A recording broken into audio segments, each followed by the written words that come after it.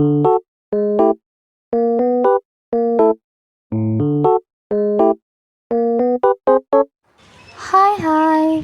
welcome back to my YouTube channel. මම කිවිඳි. ඔන්න ඉතින් මේ තමයි මගේ ෆස්ට් vlog එක. ඔයාලා සතුටින් පරිස්සමින් ඉන්නවා ඇති කියලා මම හිතනවා. මේ වෙනකොට අපේ රටේ ඇති වෙලා තියෙන ආපදායි තත්ත්වයෙන් ඔයාලට කිසිම කරදරයක් නැතුව පරිස්සමින් ඇති කියලා මම හිතනවා. මේ කාලේ අපේ රටට නරක කාලයක්නේ. ඉතින් අපේ රටේ ගොඩාක් මිනිස්සුන්ට ගොඩක් දේවල් අහිමි වුණා. ඒ නැති වෙන මිනිස් ජීවිත, දීපල වගේ දේවල් අපිට ආයෙ ගන්න බෑ තමයි. ඒත් ඉතින් හිත හදාගෙන ඉස්සරහට ලොකු ගමනක් අපි යන්න ඕනේ. ඉතින් අපි රටක් විදියට නැගිටිමු. අද මම මේ ඔයාලට ගෙන්නේ මගේ ජීවිතේ එකම එක දවසක් ගෙවුණු විදිය. ඉතින් මේ මගේ පළවෙනි vlog එක. ඔයාලට මේක හොඳ අත්දැකීමක් වෙයි කියලා මං හිතනවා. උදෙන්ම නැගිට ගමන් මුලින්ම මම වොච් එකක් දාගත්තා. මේ ඉන්නේ වොච් එකක් දාගත්තට පස්සේ මගේ අද දවස නම් ටිකක් බිසි දවසක්. ඒත් ඉතින් මම හිතුවා අද මගේ පළවෙනි vlog එක කරන්න. ඉතින් මේක තමයි මගේ පළවෙනි vlog එක. මගේ කෝලම් වලින් පස්සේ මම මේ හදන්නේ මගේ බ්‍රෙක්ෆාස්ට් එක ගන්න.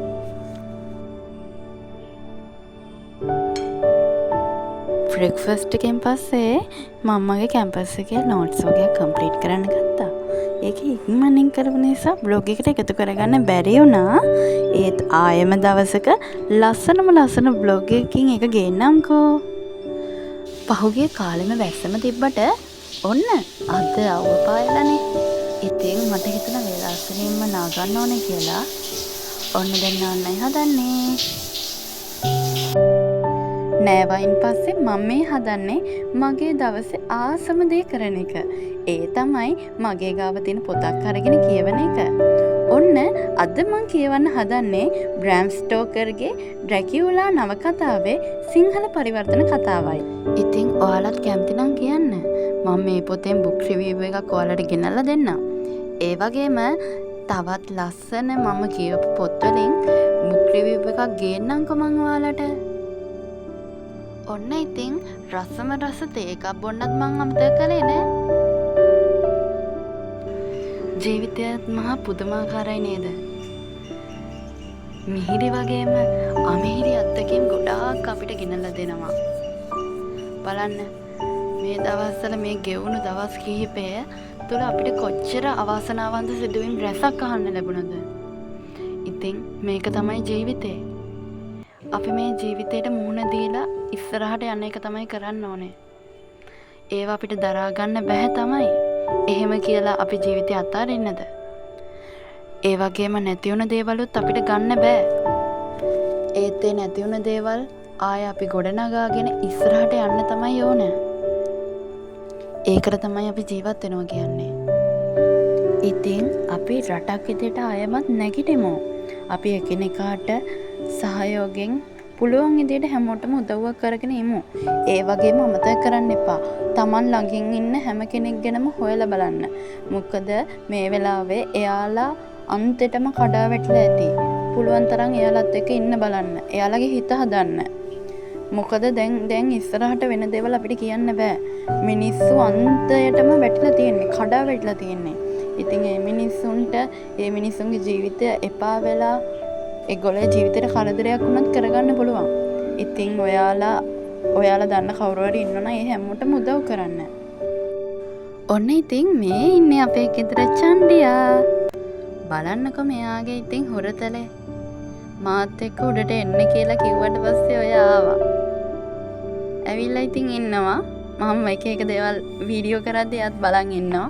ඊට පස්සේ එයාවත් වීඩියෝ කරා. බලන්නකෝ එයා වීඩියෝ කරනවට කැමති නැහැ. මං ඒත් ඔය අමාරුවෙන් ඉඳලා තමයි ඔය වීඩියෝ එකකට ගත්තේ. බලන්නකෝ ඉතින් මගේ හොරතලේ ඉන්න විදිය. අනේ චූටි පැටියා. කවුද ආවා? යම් බලන්න. යම්. අපේ අම්මා උඩ චූටියට වවලා තියෙන කතර මුරුංග ගහක්. ඒක තමයි ඔය දැන් හවස් වෙලා හින්දා ඒක කතර මුරුංග ගස ඇකිලිලා තියෙන්නේ. ඊට පස්සේ ඔය තමයි සුදු හෙන්දිරික්ක ගහ. මම ඉතින් උඩට ආවේ මල් ටිකක් කඩාගෙන යන්න. ඔතනම රෝසමල් ගහකුත් තියෙනවා. ඒත් අද ඒ රෝසමල් ගහේ රෝසමල් පිපිලා තිබ්බේ නැහැ.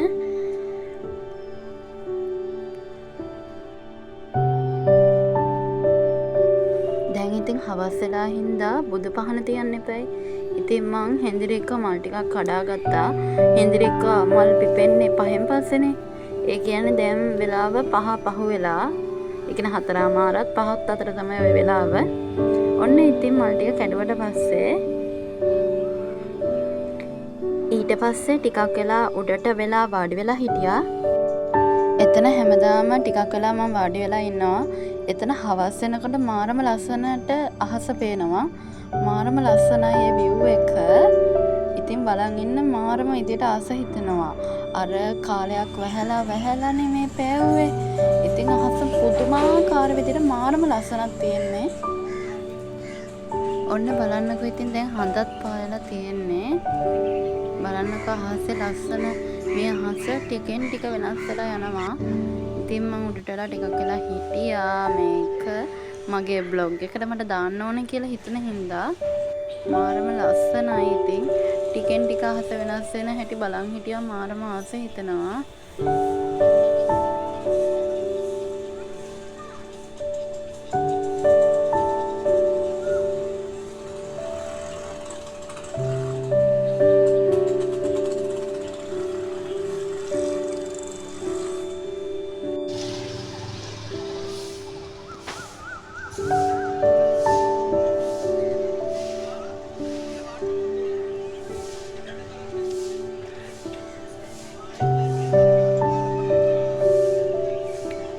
ඔන්න ඉතින් බලන්නකෝ නිල්ම නිල් පාටට තිබ්බ අහස රතු පාටට හුරු තැඹිලි පාටක් අරගෙන මාරම ලස්සන දර්ශනයක් අපිට පෙන්වන විදිය මේ පරිසරය මාරම ලස්සනයි.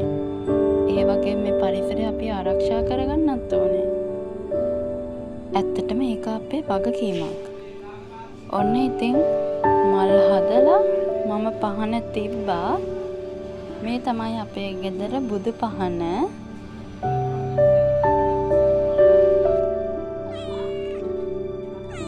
ඔන්න ඉතින් අද බ්ලොග් එකේ තවත් යාළුවෙක් ඉන්නවා. මෙයා නම් අපේ කෙනෙක් නෙමෙයි. මෙයා එහා ගෙදර ඉන්න පෝස් පැටියෙක්. ඉතින් මම ඔය එයාව අල්ලගෙන වීඩියෝ එකක් කරගත්තා. මම මේ දවස්වල කියවගෙන යන තවත් පොතක්. මේක මම ගත්තේ මේ පාර බුක් ෆෙයා එකෙන්. මේක ප්‍රතිභා ප්‍රකාශන වලින් එන පොතක්. ඊට පස්සේ මම දැන් මේ හදන්නේ තේ බොන්න. හවස තේක බොන්න. බුදු පහන එහෙම තියලා ඉවර වෙලා. ඔන්න ඉතින් ආයෙමත් මං කියවගෙන යන ඩ්‍රැකියුලා නවකතාව ඉතුරු කොටසත් කියවන්නයි මේ හදන්නේ. මං හිතන්නේ ඩ්‍රැකියුලා ගැන ලියවන පළවෙනි කතාව තමයි මේ බ්‍රෑම් ස්ටෝකර් විසින් ලියපු ඩ්‍රැකියුලා කියන කතාව. ඉතින් මේක කියවන් යද්දී මට මාරම ආසයි. ඒ කියන්නේ මේක මං ගොඩක් කලින් ඉඳන් කියවන මාරම ආසාවෙන් හිටියේ. ඕක මේ පාර බුක් ෆෙයා එකෙන් තමයි මං ගත්තේ. ඔයාලට මතක ඇතිනේ මං හවස හෙන්දිරික්කා මල් ටිකක් කැඩුවා. ඒ වගේම පොහොටු ටිකකුත් තිබුණා. මට හිතුණා ඒ ටික පිපේ කියලා. ඉතින් ඒ මල් ටික තමයි මේ. ඉතින් මගේ වීඩියෝ එකට ඒ ටික එකතු කරගත්තා.